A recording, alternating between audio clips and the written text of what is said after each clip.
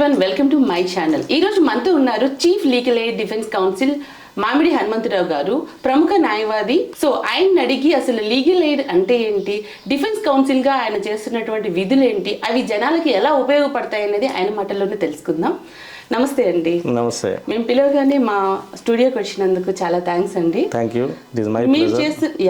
మీరు చేస్తున్నటువంటి ఈ పోస్ట్ లో ఉండే ఆ ప్రాముఖ్యత ఏంటి, అసలు ఎలాంటి వాళ్ళకి ఇలాంటి పొజిషన్ ఇస్తారు, లీగల్ ఎయిడ్ అంటే ఏంటి, ఎలాంటి వాళ్ళకి లీగల్ ఎయిడ్ మీరు ఇస్తారనేది చెప్తే చాలా మందికి ఇవి ఉపయోగపడతాయి. For giving me opportunity.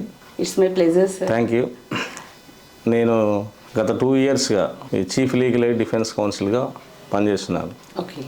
ఈ chief legal aid defence council అనే వ్యవస్థ ఫ్రీ లీగల్ ఎయిడ్ అనే మాట నుంచి వచ్చిందనమాట. ఓకే. ఈ ఫ్రీ లీగల్ ఎయిడ్ అనే కాన్సెప్ట్ మన భారతదేశంలో మొట్టమొదటిగా Hussainara Khatoon versus union of India అనే కేసులో 1976లో ఈ మాట వచ్చింది. ఓకే. సుప్రీంకోర్టు చెప్పారు ఫ్రీ లీగల్ ఎయిడ్ ఇవ్వాలి. ఓకే. ఫ్రీ లీగల్ ఎయిడ్ ఎందుకు ఇవ్వాలి అంటే మన భారతదేశంలో లీగల్ ఎయిడ్ అనేది మీకు తెలుసు కాస్ట్లీ ప్రొఫెషన్. అవును. మనం అన్ని ఛానల్లో, టీవీలలో, పత్రికలలో చూసి ఉంటాం గతంలో. అవును. గంటకి ఇన్ని లక్షలు తీసుకున్నారని, ఇంత ఫీజు ఛార్జ్ చేశారని వివిఐపి కేసులలో వింటూ ఉంటాం. అవును.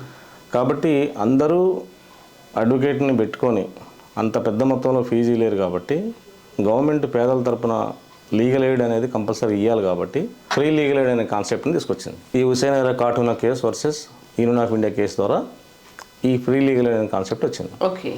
ఆ ఫ్రీ లీగల్ ఎయిడ్ అనే కాన్సెప్ట్ వచ్చిన తర్వాత మీరు కూడా అడ్వకేట్గా ఉన్నారు, ఈ know the way of practice. కాబట్టి చాలామంది పూర్ అడ్వకేట్స్ ఎవరైనా అడ్వకేట్ ఎంగేజ్ చేసుకోలేని పరిస్థితి ఉంటే కోర్టులే వాళ్ళకి ఫ్రీ లీగల్ ఎయిడ్ ఇవ్వటం పరిపాటి. పూర్ క్లయింట్స్ ఉంటే ఎఫర్ట్ చేయకపోతే they cannot afford the financially, court will enquiry into the matter. బాబు మీరు అడ్వకేట్ని పెట్టుకోగలరంటే నేను పెట్టుకోలేనంటే ఆ కన్సర్న్డ్ లీగల్ ఎయిడ్ కౌన్సిల్స్ అని ఉండేవాళ్ళు ఇంత మునుపు. లీగల్ ఎయిడ్ కౌన్సిల్స్కి ఒక మ్యాటర్కి ఒక 750 rupees, 1000 depends upon the matter అట్లా ఇస్తూ ఫ్రీ లీగల్ ఎయిడ్ ఇచ్చేవాళ్ళు. ఇన్ని సంవత్సరాలు అంతే నడిచింది ఆ free legal aid system.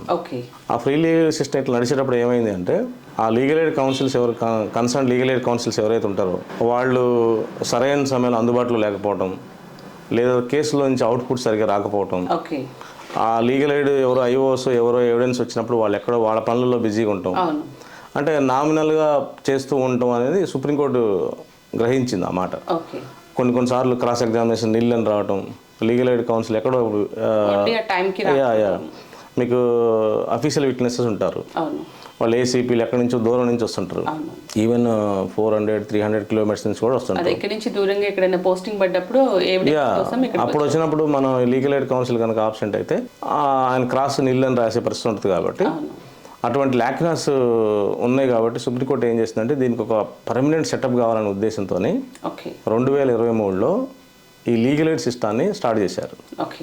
Legal aid system NALSA వాళ్ళు స్టార్ట్ చేశారు. దాని ప్రకారం ఏం చేశారంటే ప్రతి జిల్లాలో భారతదేశం మొత్తం మీద, not only in our Telangana state, entire ఇండియాలో అన్ని జిల్లాలలో, అన్ని రాష్ట్ర హైకోర్టులలో, అన్ని జిల్లా కోర్టులలో ఈ లీగల్ ఎయిడ్ సిస్టాన్ని సెటప్గా చేశారు. ఒక పైలట్ ప్రాజెక్టు తీసుకున్నారు. తీసుకొని ప్రతి జిల్లాలో ఒక చీఫ్ లీగల్ ఎయిడ్, తన కింద ఇంకొక డిప్యూటీ లీగల్ ఎయిడ్, ఇంకా 2 అదనంగా అసిస్టెంట్ లీగల్ ఎయిడ్ కౌన్సిల్స్ ఉంటారు.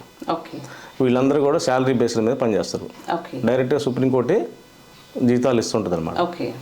ఎవరైతే అడ్వకేట్ని పెట్టుకోలేరో వాళ్ళు కోర్టులలో అప్లై చేసుకోవడం కానీ, లేదా డైరెక్ట్గా డిఎల్ఎస్ఏకి వచ్చి, డిఎల్ అంటే డిస్ట్రిక్ట్ లీగల్ సర్వీస్ అథారిటీకి వచ్చి మాకు పలానా కేసులో మేము ఉన్నది, మేము అడ్వకేట్ని ఎంగేజ్ చేసుకోలేమని వాళ్ళ కేసు వివరాలు రాసిస్తే వాళ్ళు అడ్వకేట్ పెట్టుకోవడానికి స్థితి ఉందా లేదా అనేది డిఎల్ఎస్ వారు ఎంక్వైరీ చేస్తారు. మళ్ళీ చెప్తాను, section 12C of district legal service authority act కింద జైల్లో ఉన్న వ్యక్తి కానీ, వ్యక్తులు కానీ, పురుషుడు కానీ, స్త్రీ కానీ, irrespect of their income capacity, language, sex or any other thing, all are eligible for seeking the legal aid. ఏది జైల్లో ఉన్నప్పుడు ఈవెన్ అతను ఫైనాన్షియల్గా పొటెన్షియల్గా ఉన్నప్పటికీ కూడా జైల్లో అండర్ ట్రయల్ ప్రిజనర్గా ఉన్నారు. కాబట్టి దీని యొక్క ఉద్దేశం అండర్ ట్రయల్ ప్రిజనర్స్కి హెల్ప్ చేయటం, లీగల్ ఎయిడ్ ఇవ్వటం. కాబట్టి అండర్ ట్రయల్ ప్రిజనర్గా ఉన్న వ్యక్తి ఎవరైతే లీగల్ ఎయిడ్ కావాలని జైలు నుంచి అప్లికేషన్ పెట్టుకుంటే ఇర్రెస్పెక్ట్ ఆఫ్ దేర్ సిచ్యువేషన్ అందరికీ లీగల్ ఎయిడ్ ఇస్తారు. ఓకే, ఎవరైతే ప్రిజనర్స్ ఉన్నారో అంటే జైల్లో ఉన్న వాళ్ళకి మాత్రమే లీగల్ ఎయిడ్ ప్రొవిజన్ ఉంది. ఎస్. ఓకే, ఒకవేళ అతను బయటకు రిలీజ్ అయిన తర్వాత అతను కంటిన్యూ చేసుకోదలుచుకుంటే మళ్ళీ లీగల్ ఎయిడ్ అప్లై చేసుకుంటే ఓకే, ఇన్కమ్ కెపాసిటీ అంటే 3 lakhs లోపు మాత్రమే ఉండాలి. ఓకే, అతను సాలీన ఆదాయం 3 లక్షల లోపు మాత్రం ఉంటే అతనికి కంటిన్యూ చేస్తారు.